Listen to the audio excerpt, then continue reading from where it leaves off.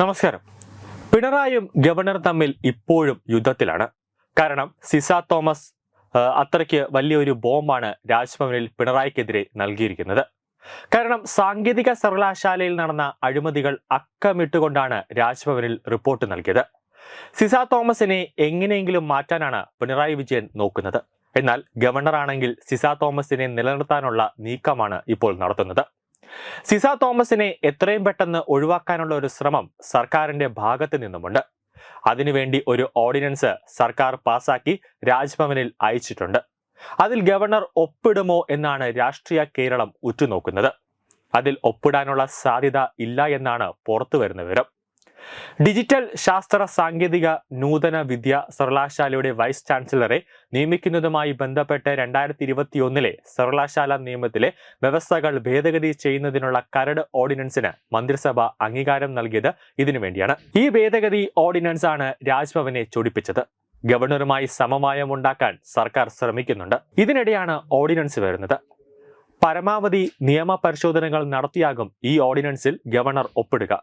ആദ്യം തന്റെ മുന്നിൽ വരുന്ന ഈ ഓർഡിനൻസ് തിരിച്ചയക്കാനാകും ഗവർണർ ആദ്യം തയ്യാറെടുക്കുക. വീണ്ടും ഒരിക്കൽ കൂടി നൽകിയാൽ അത് അംഗീകരിക്കേണ്ട നിയമപരമായ ബാധ്യത ഗവർണർക്കുണ്ട്. സിസ തോമസിനെ VC പദവിയിൽ പരമാവധി കാലം തുടരാൻ രാജ്ഭവൻ വേണ്ടത് ചെയ്യുമെന്നാണ് പുറത്തുവരുന്ന വിവരങ്ങൾ. 11ാം വകുപ്പിന്റെ 3, 4, 6 ഉപവകുപ്പുകൾ 2018 UGC ചട്ടങ്ങൾക്കും സമീപകാലത്തുണ്ടായ കോടതി ഉത്തരവുകൾക്കും അനുസൃതമായി ഭേദഗതി ചെയ്യുന്നതിനുള്ള കരട് ഓർഡിനൻസ് ആണ് അംഗീകരിച്ചത്. സെർച്ച് കമ്മിറ്റി ഘടനയിലും മാറ്റം കൊണ്ടുവരും.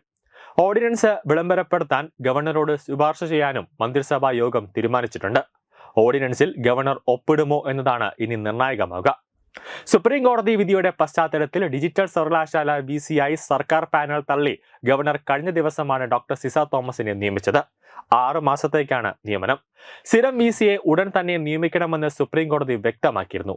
ഈ സാഹചര്യത്തിലാണ് സർവകലാശാല നിയമം ഉൾപ്പെടെ ഭേദഗതി ചെയ്ത് കരട് ഓർഡിനൻസ് ഇറക്കാൻ സർക്കാർ തീരുമാനിച്ചത്. സിസ തോമസിനെ അവിടെ ഇരുത്തിയാൽ വരുന്ന തെരഞ്ഞെടുപ്പുകളിൽ സർക്കാരിന് വലിയ തലവേദന ഉണ്ടാകും. കാരണം സാങ്കേതിക സർവകലാശാലയിൽ വൈസ് ചാൻസലർ മുഖ്യമന്ത്രിയാണ്. അവിടെ നടന്ന വൻ തട്ടിപ്പുകളെല്ലാം അക്കമിട്ട് നിരത്തിക്കൊണ്ടാണ് സിസ തോമസ് റിപ്പോർട്ട് നൽകിയത്. അതോടെ DGPക്കും AGക്കും രാജ്ഭവൻ റിപ്പോർട്ട് അയക്കുകയും അന്വേഷണം നടത്താൻ പറയുകയും ചെയ്തിരുന്നു.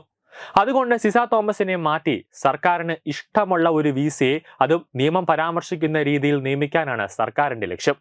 സർക്കാർ അയക്കുന്ന ഓർഡിനൻസിൽ എന്തെങ്കിലും ഒരു സംശയമുണ്ടായാൽ അത് നേരെ രാഷ്ട്രപതിക്ക് അയക്കാനാണ് തീരുമാനം. ന്യൂസ് ഡെസ്ക് തത്തമൈ ന്യൂസ്.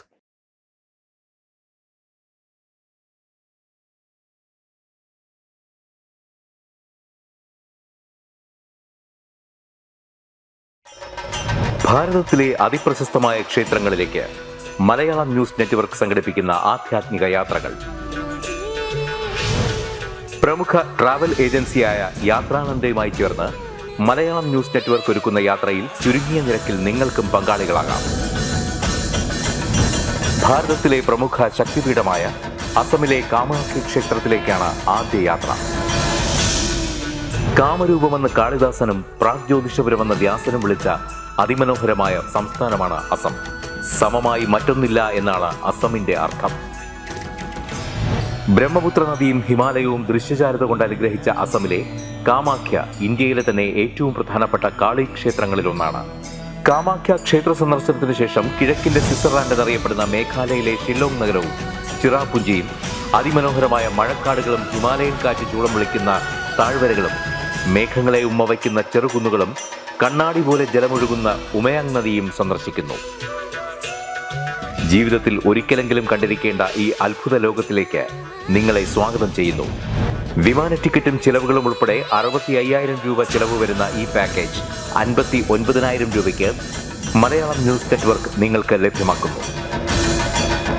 ആദ്യം ബുക്ക് ചെയ്യുന്ന 5 പേർക്ക് 56,000 രൂപയ്ക്ക് ഏർലി ബേർഡ് ഓഫറും ലഭ്യമാണ്. കൂടുതൽ വിവരങ്ങൾക്ക് ഇനി പറയുന്ന നമ്പറിൽ ബന്ധപ്പെടുക. 8089001200 അല്ലെങ്കിൽ 7736549234.